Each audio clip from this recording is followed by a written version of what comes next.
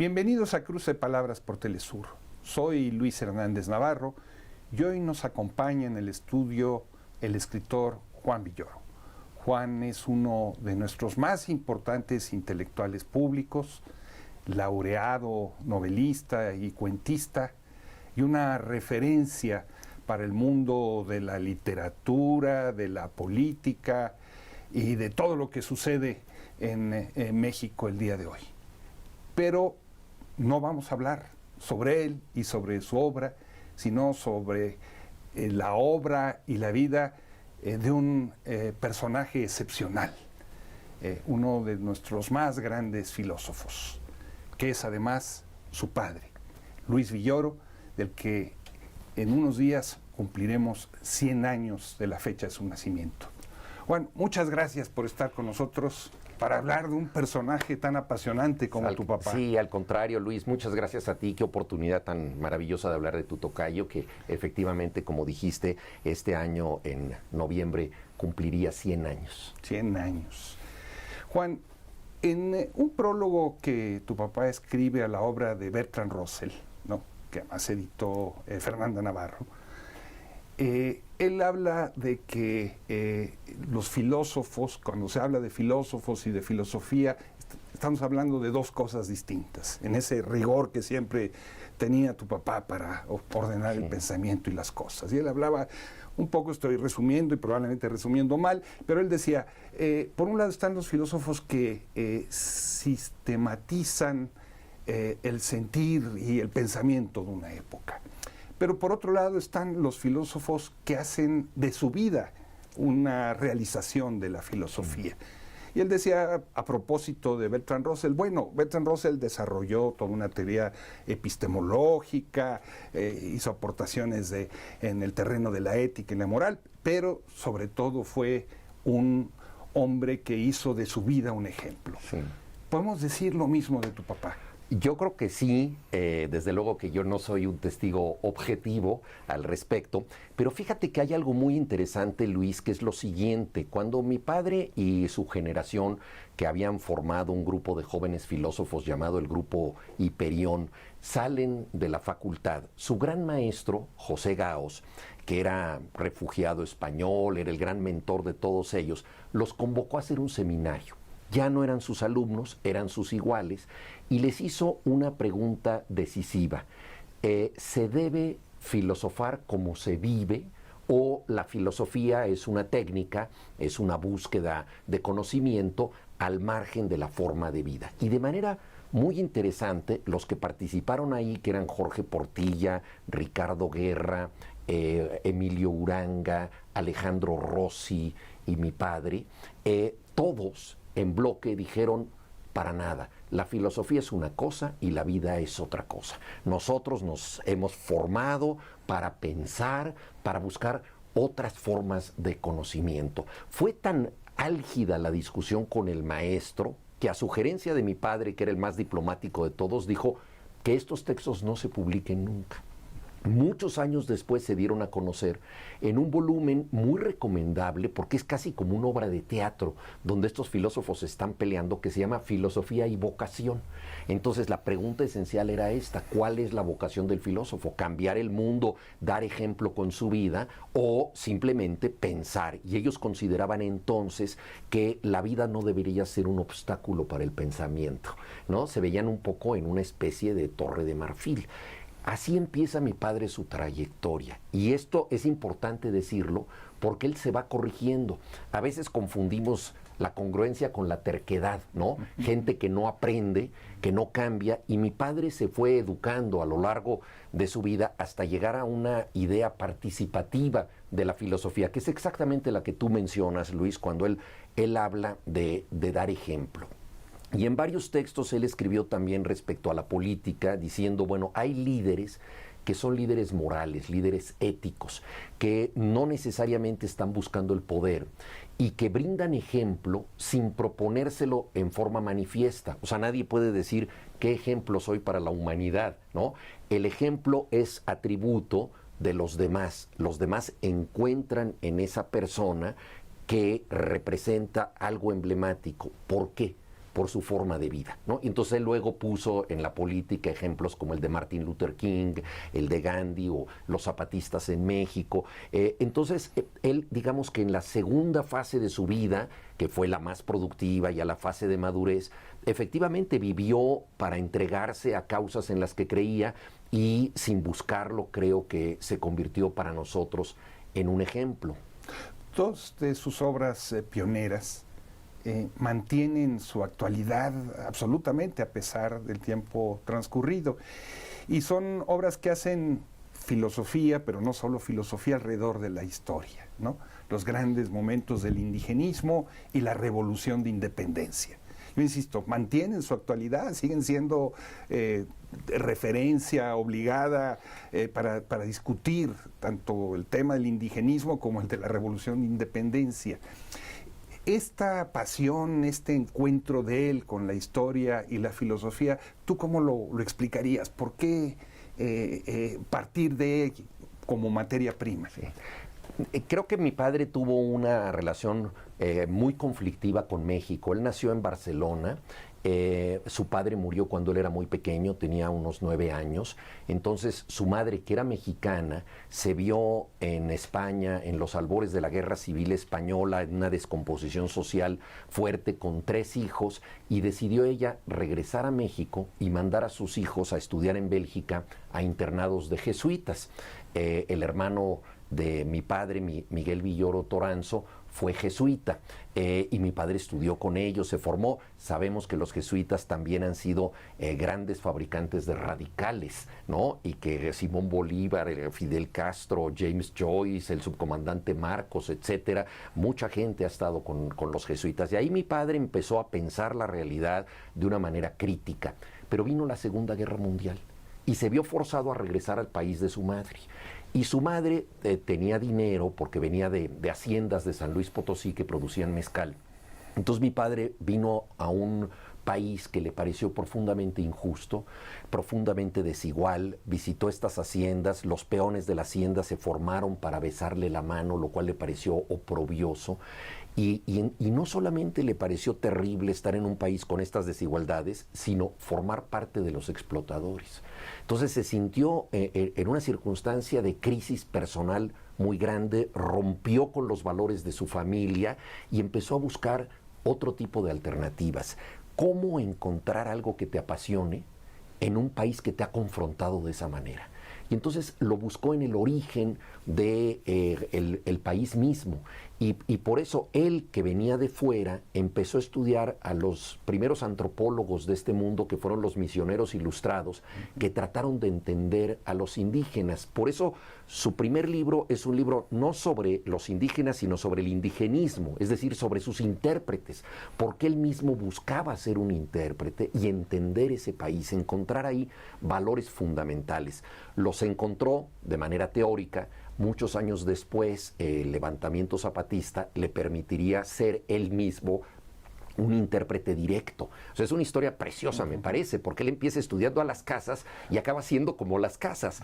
Y es fascinante. Y luego vino, por supuesto, la Revolución de Independencia, que son estas ideas, la primera revolución social del continente, que tienen que ver de la América hispana, ¿no? La primera revolución social de la América hispana, en donde estas ideas de formación de un país son esenciales. Entonces es un libro muy apasionado, no tanto sobre la historiografía de la independencia, sino sobre algo perdurable, y yo creo que por eso el libro se sigue reeditando, que son las ideas que contribuyeron a crear este país. Pero yo creo que ahí hubo este desarrollo personal del que hablamos, ¿no? Aceptar un país en la medida en que encuentras ahí valores con los que te puedes comprometer.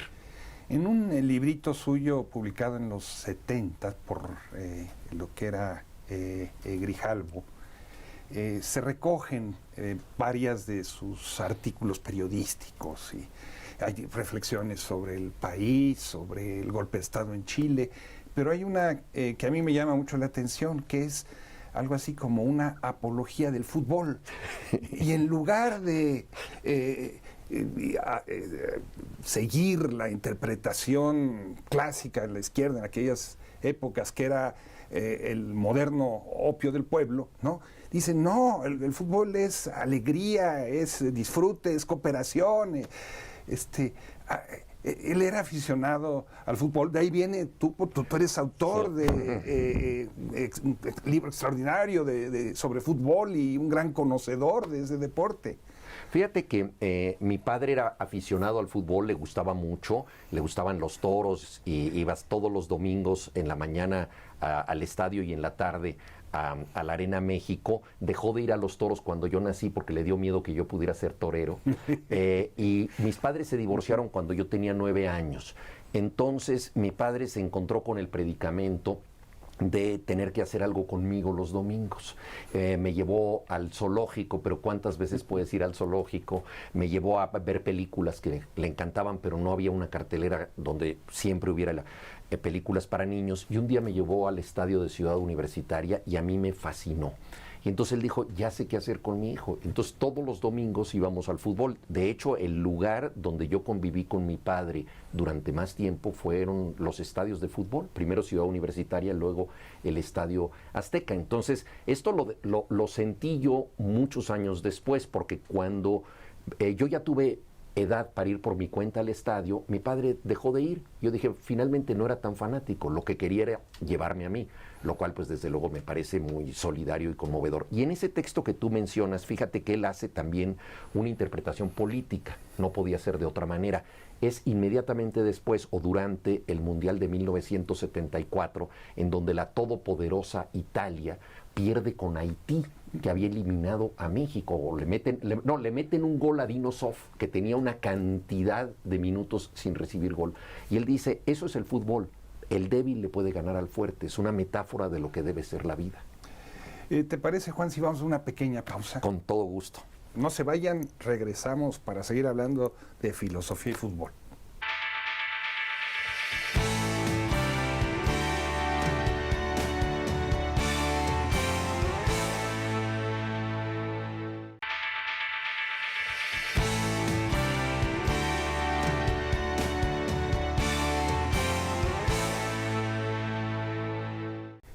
Estamos ya de vuelta en este cruce de palabras con el escritor Juan Villoro, conversando sobre su padre, el filósofo Luis Villoro, y sobre el fútbol.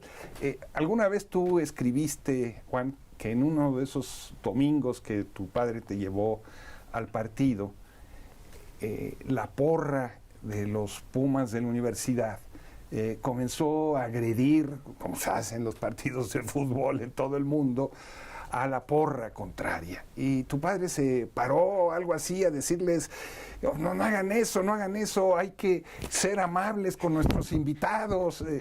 Sí. ¿Es verídico? Sí, siempre me sorprende, Luis, la cantidad de información que tú tienes. Eres superior a los Guacamaya Papers. Realmente. No. Efectivamente, lo que dices es correcto. Mi padre era filósofo de tiempo completo. Entonces, cuando abucheaban al rival en el estadio, él se levantaba y decía, pero ¿cómo pueden hacer eso? Son nuestros invitados. Además, entiendan, sin rivales no habría contienda. No hay nada superior en un partido que respetar al enemigo, que hace posible que podamos jugar, es la dialéctica en la cancha. Claro, todo el mundo lo veía como si fuera un perturbado que estaba diciendo locuras y empezaban de pronto a aplaudirle a los rivales solo para que mi papá se tranquilizara. No creo que entendieran el mensaje profundo, pero finalmente era un mensaje hermoso, ¿no? Hace algún tiempo Javier Marías, que falleció recientemente, escribió un prólogo para su equipo odiado, que es el Barcelona, y dijo, se preguntarán por qué escribo este prólogo, porque nada sería del Real Madrid si no pudiéramos enfrentar al Barcelona. Ese enfrentamiento de los contrarios es lo que hace posible el fútbol, y mi padre lo tenía muy presente. A lo largo de su vida, tu padre participó en distintos momentos en la política mexicana, siempre del lado progresista. Y en los 70s, a principios de los 70s, después de lo que había sido el movimiento del 68, donde él fue parte de la coalición de maestros que apoyó a los muchachos, se incorporó, como lo hiciste tú también, a la formación de un nuevo partido, el Partido Mexicano de los Trabajadores, donde había figuras como Heberto Castillo y Demetrio Vallejo, ¿no? El líder ferrocarrilero histórico. Y los militantes de ese partido cuentan cómo Heberto, que era un hombre muy duro, no era necesariamente amable, y menos cuando estaba harto ya de mucha gente, ¿no? Cuando llegaba tu padre a una reunión, se paraba inmediatamente e iba a abrazarlo y a saludarlo.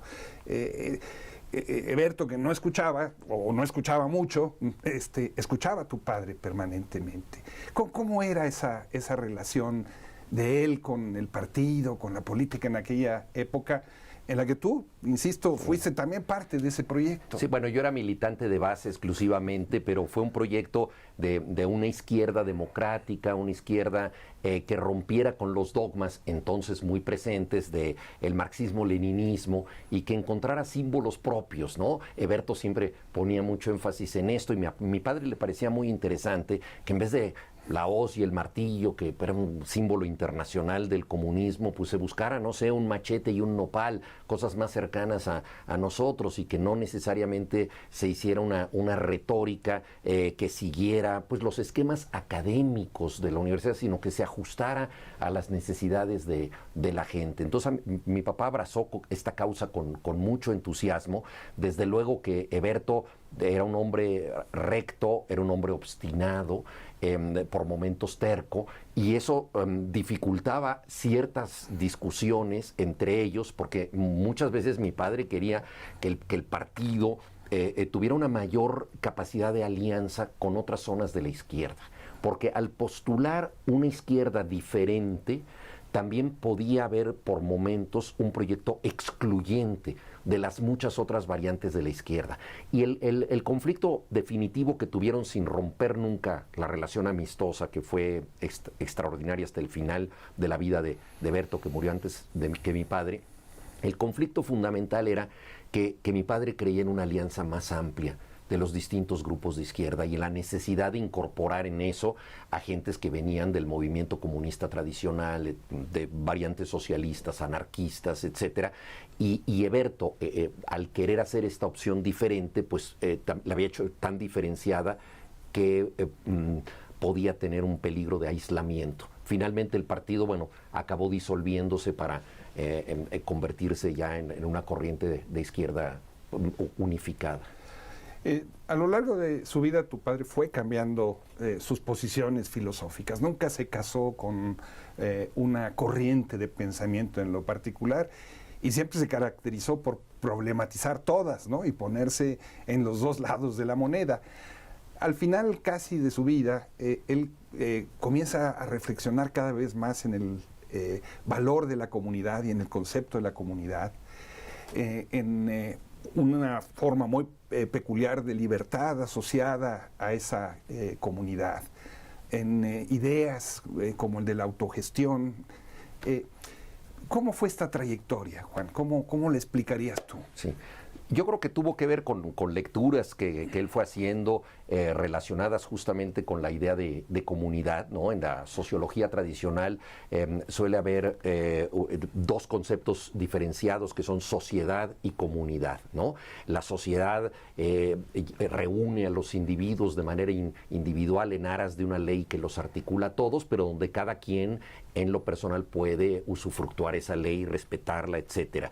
Y en cambio la comunidad requiere de un nosotros, de valores compartidos colectivamente para poder funcionar. Esto le interesaba teóricamente, pero fue el movimiento zapatista y el contacto con las comunidades reales, no solo ahí, porque también estuvo muy cerca de comunidades en Michoacán y en otros lugares, lo que lo convenció de que la alternativa democrática de un país como México era pasar de una democracia meramente representativa como la que tenemos, en donde nosotros somos dueños del voto el domingo de elección, pero nuestra voluntad caduca el lunes, porque los políticos pueden hacer lo que quieren. Entonces, formas de democracia directa, ciudadanización de la política, formas de regulación y fiscalización del poder en comunidades, es decir, con proyectos de autogestión, como tú decías. La mayoría de los observadores políticos en México lo tacharon de romántico. Dijeron, este filósofo ya se fue hacia un mundo que no existe, y lo criticaron mucho. Incluso en los homenajes que hubo cuando murió, no faltaron, ¿no?, los articulistas que dijeron eran ideas irrealizables, porque no podemos pensar en una comunidad a nivel macro. Las comunidades solo pueden funcionar en pequeños pueblitos, etcétera. Pero él creía en una diferencia, y yo creo que una de las funciones de la filosofía es justamente la de postular mundos por venir. Ese ha sido el trabajo desde Platón hasta Simone Weil y Giorgio Agamben más recientemente. O sea, el imaginar una realidad que aún no existe, pero que podemos empezar a concebir. Y es a través de la noción de comunidades, donde él pensaba esto en obras tardías como El poder y el valor, por ejemplo, abordó esto. Y ahora va a salir un libro de él, es la primera vez que lo digo, es una exclusiva, Luis. Magnífico. Es un libro, tiene que ser aquí donde lo diga yo, es un libro póstumo que se llama La identidad múltiple, en donde yo encontré en sus cajones muchos textos que tienen que ver con esto que tú comentas, y los reunimos justamente para este libro. A propósito de esta crítica de su supuesto romanticismo, es muy curioso porque hay un libro sobre México hoy, los 80s, cuando se está discutiendo, o antes incluso, cuando se está discutiendo la reforma política en México, donde hay un texto de tu padre absolutamente anticipatorio y esclarecedor de lo que tendría que ser una verdadera reforma del Estado. O sea, muchas de las cosas que hoy se siguen discutiendo sobre financiamiento, sobre mecanismos de representación, él las formula desde aquella época, cuando los politólogos que hoy lo señalan como romántico, en aquel entonces ni se la planteaban, ¿no? Es una figura anticipatoria en ese sentido. Qué bueno que lo señalas, porque muchas veces se descarta a alguien como romántico porque es incómodo. Porque es incómodo para el pragmatismo que hay hoy en día en muchos observadores, que se limitan a ver pequeñas cosas de la realidad con un criterio que ellos consideran reformista y que no pueden cuestionar la realidad en su conjunto. Piensan que rediseñar la realidad es algo desmesurado, y de esta manera también se abdica a cualquier tipo de transformación radical. Entonces, en el fondo hay un gran conservadurismo. Yo me atrevo a decir que el pensamiento político en México, tal y como se manifiesta en los medios, está dominado por tendencias muy conservadoras. Cuando se dice los intelectuales son de izquierda, eso es falso. Hace mucho tiempo que unos cuantos intelectuales lo son, y son verdaderamente progresistas, y entonces una figura como mi padre es incómoda. También por esto que tú decías, él hizo observaciones muy precisas cuando Jesús Reyes Heroles llamó a los foros, participó en ellos, ¿no? Y son observaciones muy concretas, pero incómodas, porque le quitan el poder a esta democracia que tenemos nosotros, que es una democracia de intermediarios. Es una democracia donde tú te beneficias, siendo un partido pequeño que nunca vas a gobernar, de los recursos que obtienes, porque es un magnífico negocio representar simbólicamente una minoría, pero que te da dinero sin que puedas incidir en la realidad. Entonces, todo este tipo de críticas que él hacía, obviamente, le quitaban privilegios a muchas gentes que lo que eran era estar acomodando la reforma para usufructuarla, que fue lo que finalmente ocurrió. Sus cenizas ustedes las sembraron en territorio zapatista.